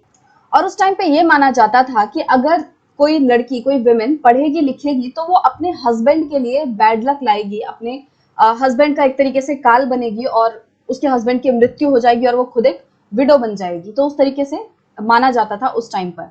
बट इन सब के बावजूद उन्होंने पढ़ना लिखना सीखा, और ये सब उन्होंने अपनी मैरिज के बाद किया। मतलब कि उन्होंने छुप छुप के पढ़ना लिखना सीखा, वो भी अपनी शादी के बाद। सो अपनी ऑटोबायोग्राफी में वो बताती हैं कि वो बहुत सुबह उठ जाती थी, और सुबह से लेके लगभग आधी रात तक वो काम करती रहती थी, और उन्हें मुश्किल ही कोई टाइम मिलता था रेस्ट करने के लिए। और इस टाइम पे वो लगभग 14 इयर्स की थी, मतलब कि सिर्फ 14 साल की उम्र में ही वो इस तरीके से इतना ज्यादा काम करती थी। सुबह सुबह उठकर लगभग आधी रात तक वो काम करती रहती थी। तो उनकी उम्र जो थी वो बहुत ही कम थी, बट उनकी एक बहुत ही दिली इच्छा थी, एक तरीके से उनका एक ड्रीम था कि उन्हें एक रिलीजियस मैन्यूस्क्रिप्ट जो है वो पढ़नी लिखनी आए, कि वो एक रिलीजियस मैन्यूस्क्रिप्ट को अच्छे से पढ़ सके। और वो कहते हैं कि I was unlucky in those days women were not educated, और मैं बहुत ही अनलकी थी, बदकिस्मत थी कि उस टाइम पे लड़कियों को एजुकेशन प्रोवाइड नहीं करी जाती थी। बट धीरे धीरे करके वो अपने आप से सवाल करने लगी, वो अपने आप को गलत मानने लगी कि मैं ऐसा क्यों सोच रही हूँ, मैं क्यों पढ़ना चाहती हूँ, what is wrong with me, women do not read. तो वो कहती थी कि भाई मैं ऐसा क्यों सोच रही हूँ, लड़कियां जो है वो नहीं पढ़ती हैं और मैं ये कैसे कर पाऊंगी, मैं कैसे पढ़ लिख पाऊंगी। बट फिर उन्हें एक दिन सपना आया कि वो एक मैन्यूस्क्रिप्ट पढ़ रही थी चैतन्य भगवत की, जो कि the life of a saint है। तो चैतन्य भगवत की वो एक मैन्यूस्क्रिप्ट पढ़ रही थी, और फिर जब वो सुबह उठी तो वो किचन में बैठी हुई थी, और उन्होंने अपने हस्बैंड को कहते हुए सुना कि जो उनके हस्बैंड थे वो उनके सबसे बड़े बेटे से कह रहे थे कि Vipin, I have left my Chaitanya Bhagavat here, कि मैंने अपनी जो चैतन्य भगवत है वो यहीं छोड़ दी है, और जब भी मैं इसे मंगाऊं तो इसको लेकर आ जाना। और फिर उन्होंने बुक जो है वहीं पे छोड़ दी और वो चले गए। तो राशुंदरी देवी ने क्या किया, चुपके से चैतन्य भगवत में से एक पेज जो है वो फाड़ लिया, चुरा लिया और उसे छुपा लिया। और उस टाइम पे उनका जो सबसे बड़ा बेटा था वो अल्फाबेट्स वगैरह सीख रहा था, तो उसके नोटबुक में से भी उन्होंने एक पेज जो है वो छुपा लिया। और वो क्या करती थी कि उन्होंने चैतन्य भगवत वाले पेजेस में जो भी कुछ देखा था लिखा हुआ, उसको वो अपने बेटे के जो अल्फाबेट्स वाला पेजेस था उससे वो मैच करने की कोशिश करती थी कि क्या लिखा है। और जो भी पूरे दिन में उन्होंने कुछ वर्ड्स वगैरह सुने थे अपने बेटे से, अपने हस्बैंड से, तो वो उस चीज को भी मैच करने की कोशिश करती थी उन पेजेस में से। So with tremendous care and efforts and over a long period of time, I learned how to read. तो बहुत ही ज्यादा मेहनत के बाद, बहुत ही ज्यादा एफर्ट्स लगाने के बाद और बहुत लंबे टाइम के बाद उन्हें पढ़ना जो है वो आ गया। अब जब उन्हें पढ़ना आ गया था तो उन्होंने उनका जो सपना था चैतन्य भगवत पढ़ने का, रिलीजियस मैन्युस्क्रिप्ट पढ़ने का, तो वो पूरा किया। चैतन्य भगवत उन्होंने पढ़ी और अपनी इस राइटिंग के थ्रू उन्होंने लोगों को अपॉर्चुनिटी दी, लोगों को मौका दिया कि वो उस टाइम पे वुमेन्स की क्या हालत थी उसके बारे में जान पाए। तो अपनी इस ऑटोबायोग्राफी की मदद से उन्होंने दुनिया को जो है उस टाइम पे औरतों की जो सिचुएशन थी उसके बारे में बताया। और रशुंदरी देवी ने अपनी डेली लाइफ के बारे में बहुत ज्यादा डिटेल में बताया है कि उनके एक्सपीरियंसेस कैसे रहते थे, वो क्या करती थी। और वो ये भी बताती हैं कि कभी कभी ऐसा टाइम भी रहता था कि जब उन्हें रेस्ट के लिए बिल्कुल टाइम नहीं मिलता था, और मतलब यहाँ तक कि चैन से बैठकर वो खाना भी नहीं खा पाती थी, इतना बिजी वो हो जाती थी। इसी तरीके से यहाँ पे एक और स्टोरी है रुकैया शेखावत हुसैन की, और उन्होंने जो बुक लिखी थी उसके ऊपर। So Rokeya Sakhawat Hossain was born into a rich family who owned a lot of land. तो रशुंदरी देवी की ही तरह ये भी एक बड़े जमींदार फैमिली से आती थी, अमीर फैमिली से आती थी। अब इन्हें उर्दू पढ़ना लिखना तो आता था, बट इन्हें इंग्लिश एंड बांग्ला पढ़ने से रोका जाता था, कि मतलब इनकी जो फैमिली थी वो उन्हें मना करती थी कि वो बांग्ला एंड इंग्लिश नहीं सीखें। तो उस टाइम पे ये माना जाता था कि अगर लड़कियां इंग्लिश लैंग्वेज सीखेंगी तो वो नए नए आइडियाज से अवगत होंगी, उन्हें नए नए आइडियाज के बारे में जानने के लिए मिलेगा। और उस टाइम पे लोगों को लगता था कि वो जो आइडियाज हैं वो लेडीज के लिए, वुमेन्स के लिए सही नहीं है, और इसीलिए सिर्फ और सिर्फ बॉयज को जो है इंग्लिश एंड बांग्ला वगैरह सिखाई जाती थी। बट रुकैया ने अपने एल्डर ब्रदर एंड सिस्टर की मदद से इंग्लिश एंड बांग्ला पढ़ना लिखना सीखा, और वो एक राइटर बन गई, एक लेखक बन गई। और उन्होंने एक बहुत ही फेमस स्टोरी लिखी सुल्तानाज ड्रीम करके। और ये जो स्टोरी थी वो 1905 में लिखी थी, और उन्होंने ये स्टोरी अपनी इंग्लिश स्किल्स को और अच्छा बनाने के लिए लिखी थी, इंग्लिश स्किल्स को प्रैक्टिस करने के लिए लिखी थी। और जब उन्होंने ये स्टोरी लिखी थी तब वो सिर्फ और सिर्फ 25 ईयर्स की थी। तो इस स्टोरी में एक वुमेन है सुल्ताना, जो कि एक ऐसे जगह पे पहुंचती हैं जिसे कि लेडी लैंड कहा जाता है। और लेडी लैंड एक ऐसी जगह होती है जहाँ पे औरतों को बहुत ही ज्यादा आजादी होती है। वहां पे वो बिना किसी रोक टोक के पढ़ लिख सकती हैं, काम पर जा सकती हैं, नई नई इन्वेंशंस क्रिएट कर सकती हैं। और इन्वेंशंस कैसी, जैसे कि जो बारिश आती है बादलों से उसे कंट्रोल कर सकती हैं, इस तरह की इन्वेंशंस जो है वो कर सकती हैं। साथ ही साथ उनकी स्टोरी में फ्लाइंग एयर कार्स जैसी जो है इन्वेंशंस का वो है कि जो लेडी लैंड है वहां पे जो औरतें हैं वो एयर कार्स जो है वो उड़ा रही हैं, चला रही हैं। अब जो भी आदमी थे वो इस लेडी लैंड से बहुत ज्यादा दूर रहते थे, यहाँ पे नहीं रहते थे, और उनके जो aggressive guns and other weapons थे उनको औरतों के पावरफुल जो ब्रेन है, औरतों के दिमाग की जो ताकत है उससे सब चीजों को हरा दिया था। मतलब औरतों ने अपने दिमाग की शक्ति से आदमियों के जो एग्रेसिव गन्स थे, वेपन्स थे, उन सभी को हरा दिया था। और एंड में क्या होता है, जैसे सुल्ताना जो है वो लेडी लैंड में ट्रैवल कर रही होती है अपने सिस्टर सारा के साथ, तो वो अचानक से जगती है और उसे रियलाइज होता है कि ये सब जो है वो सिर्फ और सिर्फ एक सपना था, वो एक ड्रीम था। So as you can see, Ruqayya Shekhawat Hussain was dreaming of women flying planes and cars even before girls were being allowed to go to school. तो जो रुकैया शेखावत की जो हमने स्टोरी पढ़ी उसमें हमने पढ़ा कि किस तरीके से उन्होंने वुमेन्स को फ्लाइंग कार्स जो है वो उड़ाते हुए दिखाया गया है कि वो अलग अलग इन्वेंशंस कर रही हैं, वो रेन को कंट्रोल कर रही हैं। तो ये सब उन्होंने तब करते हुए तब इमेजिन किया है जबकि लड़कियों को स्कूल जाना भी अलाउ नहीं किया जाता था। This was the way in which education and learning had changed रुकैया's own life। तो इस तरीके से आप एग्जाम्पल में देख सकते हो कि किसी का जो पर्सपेक्टिव है, किसी की सोचने की जो क्षमता है या सोचने का नजरिया जो है वो किस तरीके से चेंज हो सकता है पढ़ने लिखने के कारण। तो रुकैया की जो लाइफ थी वो पूरे तरीके से चेंज हो गई थी पढ़ने के बाद। अब रुकैया जो है वो सिर्फ और सिर्फ खुद तक ही नहीं रुकी, मतलब कि उन्होंने सिर्फ और सिर्फ खुद पढ़कर नहीं छोड़ दिया, इसके अलावा उन्होंने बहुत सारी ऐसी जो गर्ल्स हैं जिन्हें की अपॉर्चुनिटी नहीं मिल रही पढ़ने लिखने की, तो उन्हें पढ़ने लिखाने के लिए उन्होंने एक स्कूल खोला कोलकाता में 1910 में, और जो स्कूल है वो आज भी चल रहा है।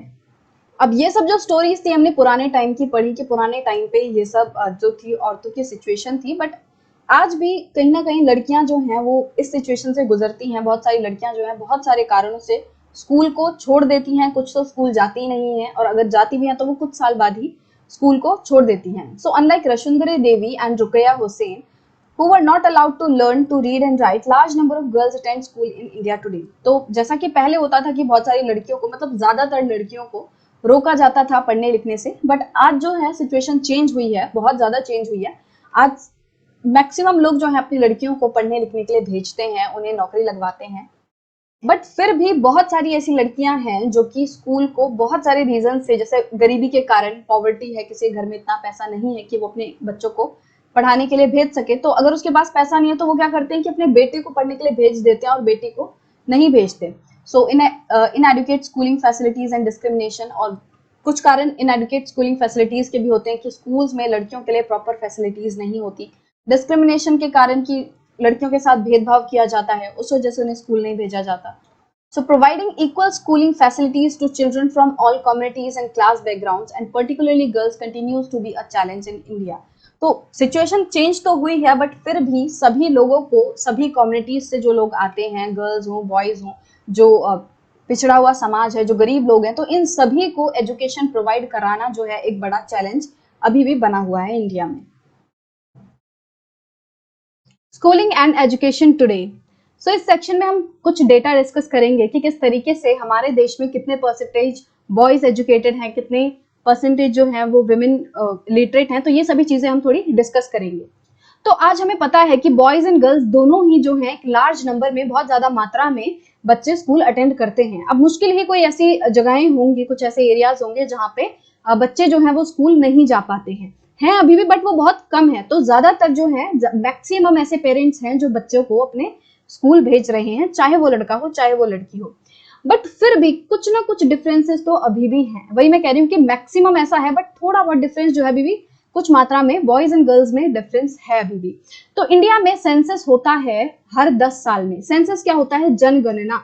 तो इसमें अलग अलग तरीके की जानकारियां इकट्ठी की जाती हैं पूरे पॉपुलेशन की, कि एक देश में जितने भी लोग रह रहे हैं वो मेल कौन है, फीमेल कितने हैं, और उनकी एजुकेशन बैकग्राउंड क्या है। तो ये सभी चीजें जो हैं सेंसस में इकट्ठी की जाती हैं कि उनकी एज क्या है, स्कूलिंग क्या है, किस तरीके का वो काम करते हैं। तो इस तरीके की इंफॉर्मेशन जो है वो देश के लोगों से इकट्ठी की जाती है सेंसस में। और ये जो सेंसस है वो हर 10 साल में एक बार होता है। और जो भी सेंसस से हमें इंफॉर्मेशन मिलती है उसको हम अलग अलग चीजों को मेजर करने के लिए, अलग अलग कंक्लूजन्स पर आने के लिए यूज करते हैं। जैसे कि सेंसस के डेटा से हमें पता चलता है कि कितने लोग लिटरेट हैं। लिटरेट मतलब कि जिन्हें पढ़ना लिखना आता है। और लिटरेट में मेन एंड वुमेन की रेशो क्या है, कितने मेन लिटरेट हैं, कितने वुमेन लिटरेट हैं।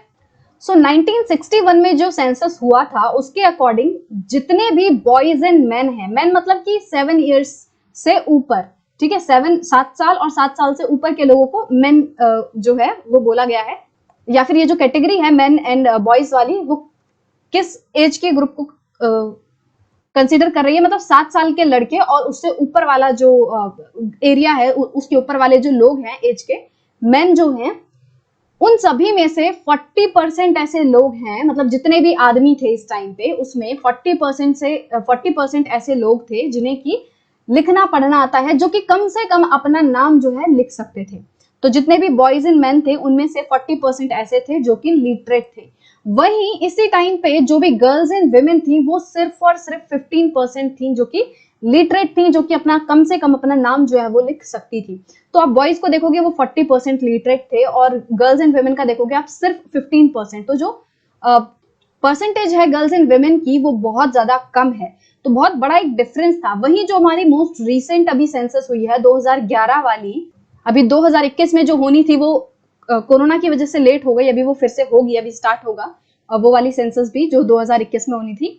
बट अभी हमारे पास जो लेटेस्ट डेटा है वो 2011 वाला ही है। तो जब 2011 में सेंसस हुई उसके अकॉर्डिंग लगभग 82% ऑफ बॉयज एंड मेन जो हैं वो लिटरेट हैं, मतलब कि 40% से 1961 में जो परसेंटेज 40% थी अब वो 82% हो गई है कि 82% बॉयज एंड मेन जो है अब वो लिटरेट है, अपना नाम जो है लिख सकते हैं। वहीं गर्ल्स की जो परसेंटेज है वो भी 65% हो गई है। और वहीं आप देखोगे कि 1961 में ये जो परसेंटेज थी वो सिर्फ और सिर्फ 15% थी। तो लिटरेट के मामले में, पढ़ाई लिखाई के मामले में गर्ल्स की भी परसेंटेज बढ़ी है और बॉयज की भी। बट अगेन अगर हम देखें कि 2011 के अकॉर्डिंग भी बॉयज की जो परसेंटेज है वो ही ज्यादा है, मतलब कि 82% ऑफ बॉयज एंड मेन जो हैं वो लिटरेट हैं, वही 65% जो हैं वो गर्ल्स हैं। माना कि 1961 से लेके 2011 तक दोनों की, गर्ल्स की ही जो नंबर है लिटरेट का, बॉयज का भी जो नंबर है लिटरेट का वो बड़ा है, बट स्टिल जो डिफरेंस है दोनों में वो अभी भी है। पहले भी बॉयज जो थे वो 40 थे, गर्ल्स जो है वो बहुत कम थी 15, और अभी भी आप देखोगे बॉयज का जो परसेंटेज है वो 82 है और गर्ल्स का अभी भी बॉयज से काफी कम है। तो डिफरेंसेस जो है इसका मतलब हमें साफ नजर आ रहे हैं, कहीं ना कुछ तो ऐसा है कि गर्ल्स अभी भी ज्यादा नहीं पढ़ पा रही हैं। तो यहाँ पे ये टेबल दी हुई है जिसमें बताया है कि हर साल मतलब कि कितने परसेंटेज बॉयज हैं, कितने परसेंटेज गर्ल्स हैं जो कि स्कूल को छोड़ते हैं, ठीक है, स्कूल को लीव करते हैं, वहां से अपना नाम कटवा लेते हैं। तो 2014-15 का ये डेटा है। तो average annual drop out rate in school education, कि कितने बच्चे जो हैं वो अपना नाम कटवा लेते हैं स्कूल से। तो अगर हम प्राइमरी एजुकेशन का देखेंगे तो जो 1st से 5 क्लास के जो बच्चे हैं उसमें 4.36% ऐसे लड़के हैं जो कि अपना नाम कटवा लेते हैं, और गर्ल्स 3.88 है, टोटल इतना है। तो आप ये टेबल को पढ़ सकते हो। अब इसमें जो डेटा है वो SC ST के अलग दिया हुआ है, ये है ऑल की, मतलब जितने भी लड़के हैं जितने भी लड़कियां हैं किसी भी बैकग्राउंड के हों, किसी भी क्लास के हों, तो वो सभी कितने किस रेट से स्कूल को ड्रॉप कर रहे हैं, और वहां पे SC ST का अलग से दिया हुआ है। ठीक है, तो हम देखेंगे कि टोटल में जो गर्ल्स हैं वो सिर्फ और सिर्फ 16% ऐसी हैं जो कि स्कूल को लीव कर रही हैं। सेकेंडरी क्लास में हम देख सकते हैं, अपर में भी देखेंगे, और यहाँ पे अगर हम इसका कंपैरिजन इससे करेंगे तो हमें पता चलेगा कि SC क्लास में, ST क्लास में जो ड्रॉप रेट है गर्ल्स का वो बहुत ज्यादा है। मतलब जितनी भी गर्ल्स हैं उनमें से ज्यादातर SC ST की लड़कियां ऐसी हैं जो कि स्कूल को ड्रॉप कर रही हैं। कैसे? जैसे आप देखोगे ऑल गर्ल्स प्राइमरी क्लास में 3.88% ऐसी हैं जो कि गर्ल्स लीव करती हैं, और इसमें देखोगे SC ST की गर्ल्स कितनी है 4.20। मतलब कि जितनी भी गर्ल्स जो स्कूल को ड्रॉप आउट करती हैं इस क्लास में, उसमें से 4.20 लड़कियां ऐसी हैं जो कि SC ST की हैं। तो SC में 4.20 ऐसे परसेंटेज जो लड़कियां हैं वो अपना स्कूल छोड़ देती हैं। तो देखोगे आप ये जो परसेंटेज है वो ऑल गर्ल्स से ज्यादा है, और ST का भी और ज्यादा है, वो है 6.84% जो गर्ल्स हैं वो स्कूल को लीव कर देती हैं। तो हम देखेंगे कि ऑल गर्ल्स की कैटेगरी में जो लड़कियां स्कूल छोड़ती हैं उससे कहीं ज्यादा हमें परसेंटेज दिखेगी SC एंड ST वालों की, कि जो लड़कियां SC कैटेगरी की हैं, ST कैटेगरी की हैं, वो ज्यादा मात्रा में स्कूल को छोड़ रही हैं, स्कूल को लीव कर रही हैं। The 2011 census also found that Muslim girls are less likely than SC and ST girls to complete the primary schools. और 2011 के सेंसस से ये पता चला है कि मुस्लिम गर्ल्स का तो और भी जो कंडीशन है वो और खराब है, कि वो SC ST गर्ल्स से भी ज्यादा मात्रा में वो स्कूल को लीव करती हैं। मतलब उनके पास जो चांसेस हैं स्कूल जाने के मुस्लिम गर्ल्स के पास, वो SC ST वाली गर्ल्स से भी ज्यादा कम है। While a Muslim girl is likely to stay in school for around 3 years, girls from other communities spend around 4 years in school. तो वही कंपैरिजन बताया हुआ है कि जो मुस्लिम गर्ल्स हैं वो लगभग 3 साल तक स्कूल में रहती हैं, वहीं जो दूसरी लड़कियां हैं वो लगभग 4 साल तक स्कूल में रहती हैं नॉर्मली, कि मतलब 4 साल के बाद फिर वो स्कूल से नाम कटवा लेती हैं। तो जो दूसरी कम्युनिटी की गर्ल्स हैं उनमें तो भी कम से कम 4 साल वो रह रही हैं। मुस्लिम गर्ल्स का तो सिर्फ और सिर्फ एवरेज जो है वो 3 साल है, तो काफी ज्यादा जल्दी मुस्लिम गर्ल्स जो है अपना नाम कटवा लेती हैं। अब इस चीज के बहुत सारे रीजन है कि क्यों दलित जो कैटेगरी के लोग हैं, आदिवासी कैटेगरी के लोग हैं, SC ST वाले लोग हैं, मुस्लिम कम्युनिटीज की जो लड़कियां हैं, ये क्यों स्कूल लीव कर रही हैं। कोई तो कारण होगा, इन बच्चों को ऐसे ही मजा तो आएगा नहीं कि अपनी पढ़ाई छुटवाने में। क्या कारण है, राइट? क्योंकि हम देख रहे हैं कि ज्यादातर जो बच्चे हैं SC ST क्लास से, मुस्लिम कम्युनिटी से, वो ही स्कूल को छोड़ रहे हैं। तो in many parts of the country, especially in rural and poor areas, there may not even be proper schools. तो एक कारण तो ये हो सकता है कि जो पिछड़े हुए जगहें हैं, जो रूरल एरियाज हैं, जहां पे ज्यादातर दलित वगैरह रहते हैं मान लो, या फिर जो नॉर्मली रूरल एरियाज हैं, उनमें जो स्कूल की कंडीशन है वो बहुत ज्यादा खराब हो सकती है, क्योंकि वहां पे हो सकता है कि प्रॉपर टीचर ही ना हो जो कि रेगुलर बेसिस पे आते हो सकता है कि टीचर 10 दिन में सिर्फ एक बार पढ़ाने आता हो। अब अगर ऐसा हालत रहेगी तो क्या बच्चे स्कूल जाना चाहेंगे? वो कहेंगे कि भाई टाइम क्या वेस्ट करना, टीचर तो है ही नहीं, हम कहाँ पढ़े, इससे अच्छा तो नाम ही कटवा लो। ठीक है, तो इस तरीके से हो सकता है। कुछ कारण ये भी हो सकते हैं कि जो स्कूल है वो बच्चों के घर के पास नहीं है, बच्चों को बहुत ज्यादा दूर ट्रेवल करके जाना पड़ रहा है। और लड़कियों के लिए तो ये कंडीशन और भी ज्यादा खराब होती है कि अगर स्कूल जो है वो घर से ज्यादा दूर होगा तो पेरेंट्स जो है वो ज्यादा सिक्योर नहीं समझते लड़कियों को स्कूल भेजना। तो लड़की हो लड़का हो, एक कारण ये भी हो सकता है कि अगर स्कूल बहुत ज्यादा दूर है तो पेरेंट्स जो हैं वो स्कूल नहीं भेजें। क्यों? क्योंकि ट्रांसपोर्ट फैसिलिटीज नहीं होंगी वहां पे, बसेस, वैन्स, तो ये सब अगर ये सब नहीं है तो पेरेंट्स जो है वो बच्चों को स्कूल नहीं भेजते हैं, और स्पेशली जो है वो गर्ल्स को स्कूल ज्यादा दूर नहीं भेजना पसंद करते हैं। तो एक कारण हो गया कि भाई स्कूल की ही कंडीशन खराब है, टीचर नहीं है। दूसरा कारण ये हो गया कि स्कूल दूर हो सकता है। तीसरा कारण ये है कि हो सकता है कि जो फैमिली है उसकी कंडीशन ही ऐसी नहीं है कि वो अपने बच्चे को स्कूल भेज पाए, कि वो बहुत गरीब है, उसके पास पैसा नहीं है कि वो एक मतलब मिनिमल फीस भी वो पे कर पाए। और हो सकता है कि अगर कहीं पे थोड़ी बहुत हालत है तो वो अपने लड़कों को भेजना ज्यादा प्रेफर करते हैं, कि मान लो किसी के घर में लड़के भी हैं लड़कियां भी हैं और उनकी हालत इतनी अच्छी नहीं है कि वो अपने सारे बच्चों को स्कूल भेज पाए, तो वो क्या प्रेफर करते हैं कि हम सारे बच्चों को तो स्कूल नहीं भेज सकते, तो एक काम करते हैं सिर्फ लड़कों को स्कूल भेज देते हैं और लड़कियों को घर में रख लेते हैं। तो अगर किसी कंडीशन खराब है तो वो क्या करते हैं, प्रेफर करते हैं कि वो लड़कों को ही स्कूल भेजें। तो इस कारण से लड़कियां जो है वो पीछे रह जाती हैं एजुकेशन लेने में। बहुत सारे बच्चे डिस्क्रिमिनेशन के कारण जो है स्कूल को छोड़ देते हैं, कि उनके साथ डिस्क्रिमिनेशन होता है। जैसे कि हमने ओम प्रकाश वाल्मीकि की कहानी पढ़ी थी कि किस तरीके से उनसे पूरे स्कूल में झाड़ू लगवाई गई थी, सिर्फ क्यों? क्योंकि वो एक दलित कम्युनिटी से आते हैं। तो डिस्क्रिमिनेशन के कारण भी हो सकता है बच्चे अपना नाम कटवा लें। Women's movement.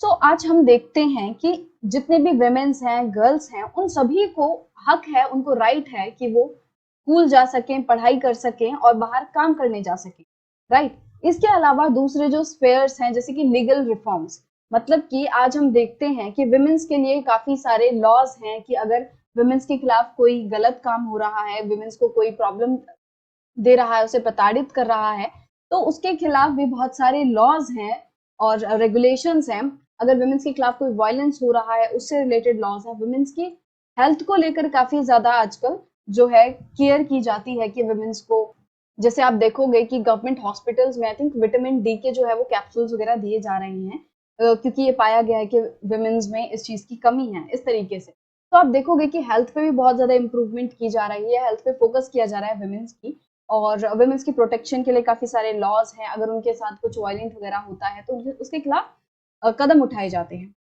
तो ये जितनी भी सिचुएशन इम्प्रूव हुई है किसी भी स्फेयर में, चाहे स्टडी के मामले में देख लें, चाहे वर्क के मामले में देख लें, कि आज लड़कियों को पढ़ाई में बढ़ावा दिया जाता है और उन्हें काम करने के लिए बाहर भेजा जाता है, कि उस पर प्रॉब्लम नहीं उठाई जाती, उस पर सवाल नहीं उठाए जाते। और जो घर वाले हैं आजकल मतलब अपनी बेटी को पढ़ने के लिए बाहर काम पे भेज देते हैं।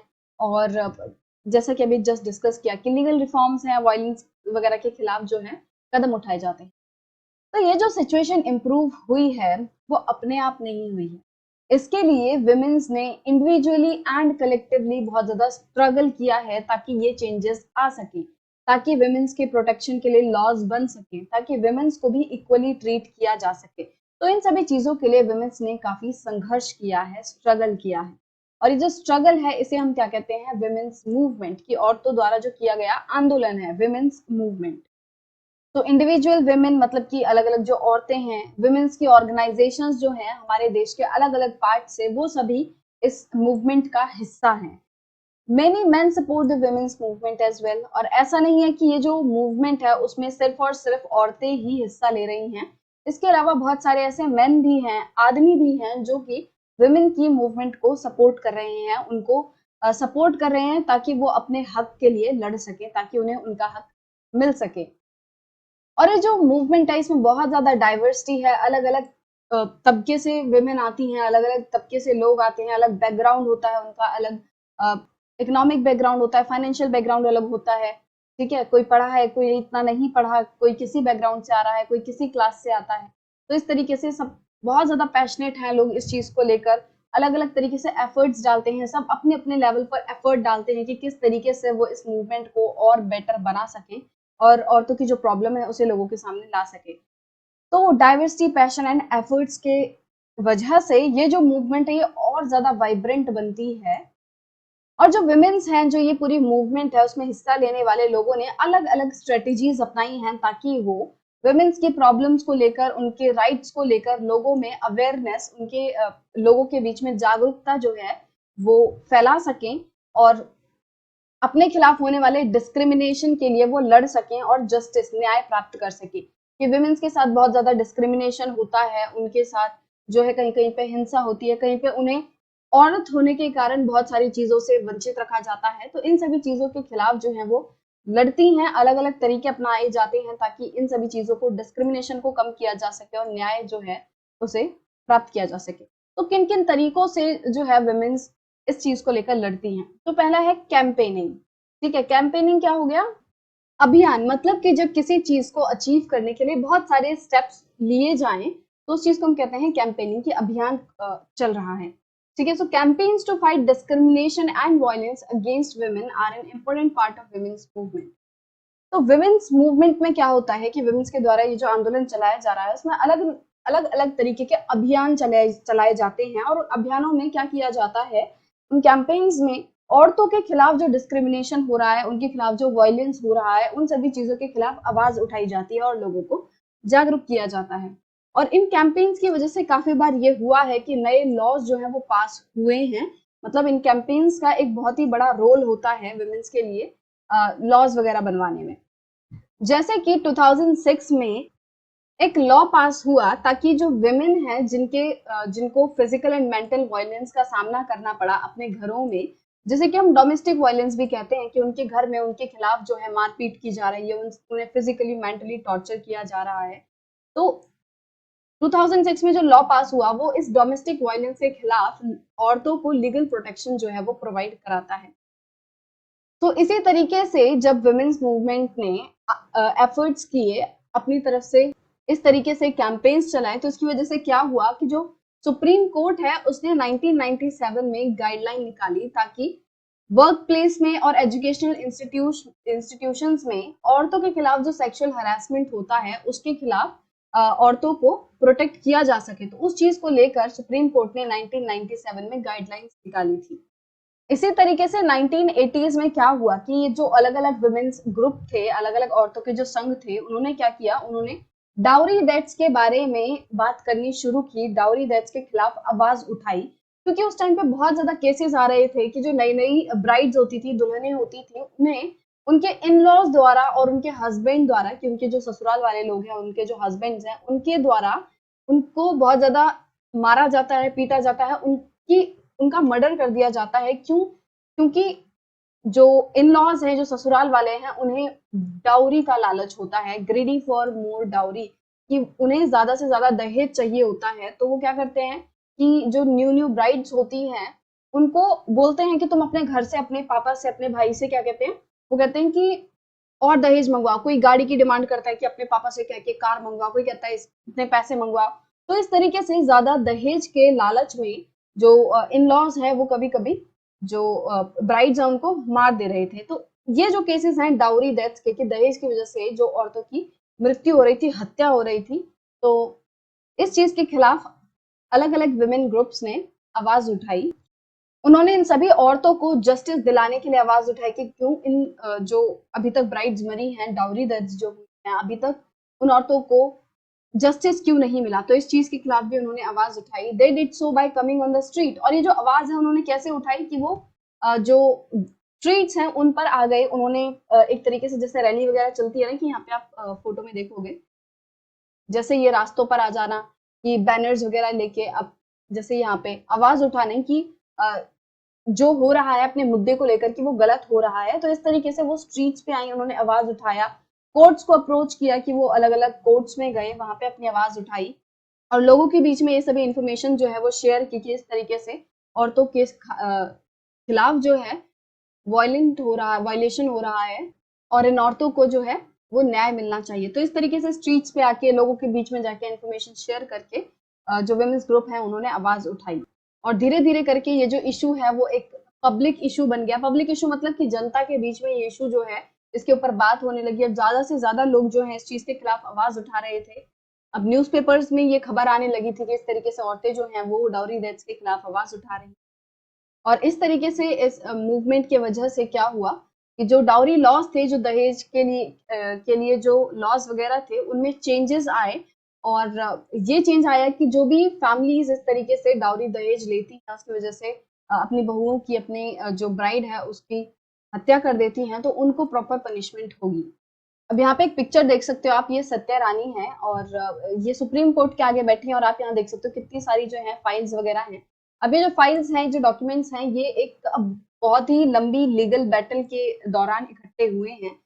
लीगल बैटल किस चीज की, कि इनकी बेटी की जो है डाउरी की वजह से हत्या कर दी गई थी उनके इन-लॉज द्वारा।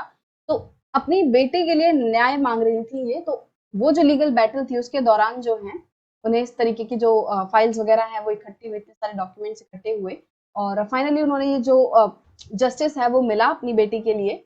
और अब ये विमेन्स मूवमेंट में काफी बढ़ चढ़कर हिस्सा लेती हैं। जो दूसरा तरीका है, एक तो हमने पढ़ा कैंपेनिंग, दूसरा है रेजिंग अवेयरनेस, कि लोगों में जागरूकता फैलाना, लोगों को इस चीज से अवगत कराना कि विमेन्स की क्या हालत हो रही है, विमेन्स के खिलाफ किस तरीके से डिस्क्रिमिनेशन हो रहा है, उन पे किस तरीके से वायलेंस हो रहा है।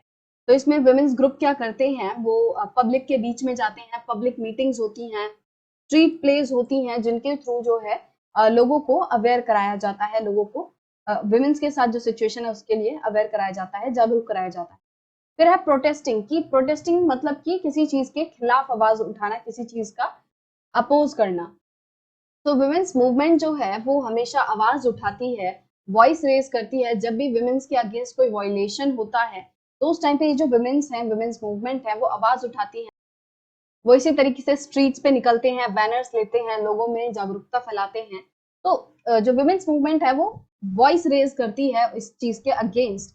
जैसे कि मान लो कोई पॉलिसी निकली है, कोई लॉ वगैरह निकला है जो कि औरतों के खिलाफ जा रहा है, जो कि औरतों के भले के मतलब इंटरेस्ट के खिलाफ जा रहा है, जिससे औरतों का भला नहीं होने वाला। तो इस तरीके से लॉज जो होते हैं, पॉलिसीज जो होती हैं, उनके खिलाफ वुमेन्स मूवमेंट जो है वो आवाज उठाती हैं। लोग सड़कों पे आते हैं, मांग करते हैं कि ऐसे लॉज को, पॉलिसीज को वापस लिया जाए, उन्हें लागू ना किया जाए। और ये जो प्रोटेस्ट है, लोग अलग अलग तरीके से करते हैं। लोग पब्लिक रैलीज निकालते हैं, डेमोन्स्ट्रेशंस करते हैं। तो इस तरीके से रैलीज एंड डेमोन्स्ट्रेशंस जो है एक बहुत ही पावरफुल तरीका है जिसके थ्रू हम लोगों का जो अटेंशन है वो किसी एक मुद्दे पर केंद्रित कर सकते हैं। तो जब भी कोई इनजस्टिस वगैरह होता है तो वुमेन्स मूवमेंट जो है उसके खिलाफ आवाज उठाती है, उसके खिलाफ रैलियां निकालती है, डेमोन्स्ट्रेशंस करती है, ताकि वुमेन्स को जस्टिस मिल सके। ठीक है। उसके अलावा शोइंग सॉलिडेरिटी। तो सॉलिडेरिटी मतलब होता है एक तरीके से यूनिटी, एकता, कि लोग जो हैं वो एक हो जाएं और अपनी पावर बताएं, लोगों को ये बताएं कि हम एक हैं। तो women's movement is also about showing solidarity with other women and causes। तो ये जो women movement है वो एक तरीके से वो ये भी बताती है कि हम सभी जो औरतें हैं वो एक हैं और किसी भी वायलेंस के खिलाफ, किसी भी डिस्क्रिमिनेशन के खिलाफ, जो भी औरतों के खिलाफ हो रहा है, हम उसके खिलाफ एकजुट होकर आवाज उठाते हैं। तो जैसे आपको ये पिक्चर दिख रही है, ये 8 मार्च की है। 8 मार्च को इंटरनेशनल वुमेन्स डे बनाया जाता है और इस दिन क्या होता है, सभी जो वुमेन्स हैं ऑल ओवर द वर्ल्ड वो एक साथ आती हैं और अपना ये जो उन्होंने स्ट्रगल किया उसको एक तरीके से याद करते हैं, अपनी आज़ादी को, अपने राइट्स को वो सेलिब्रेट करते हैं। और आप यहाँ पिक्चर में देख सकते हो किस तरीके से वुमेन्स जो हैं वो कैंडल्स होल्ड कर रखी हैं, तो ये भी एक तरीका है सॉलिडेरिटी शो करने का। तो ये जो पिक्चर है ये जिसमें वुमेन्स जो हैं कैंडल्स होल्ड कर रखी हैं, वुमेन्स ने मोमबत्तियां पकड़ी हुई हैं, ये जो इमेज है, ये जो पिक्चर है, this is demonstrating the solidarity between the people of India and Pakistan. तो ये जो वुमेन्स हैं वो क्या कर रही हैं, वो इंडिया एंड पाकिस्तान के बीच में जो एकता है, एक तरीके से भाईचारा है, उसको शो करने के लिए उन्होंने ये कैंडल्स पकड़ी हुई हैं। और हर एक साल 14 अगस्त को क्या होता है, बहुत सारे जो लोग हैं वो वाघा बॉर्डर पर इकट्ठे होते हैं और वहाँ पे कल्चरल प्रोग्राम्स जो हैं वो करे जाते हैं और एक तरीके से इस चीज को सेलिब्रेट किया जाता है। So with this, we have come to the end of our chapter number 5 of class 7 civics. I hope you like this video. And if you do, then please give it a thumbs up. And if you're new to the channel, then please subscribe it. And don't forget to press the bell icon so that you never miss an update. So we will meet in the next video with a new topic. Till then, bye bye and take care.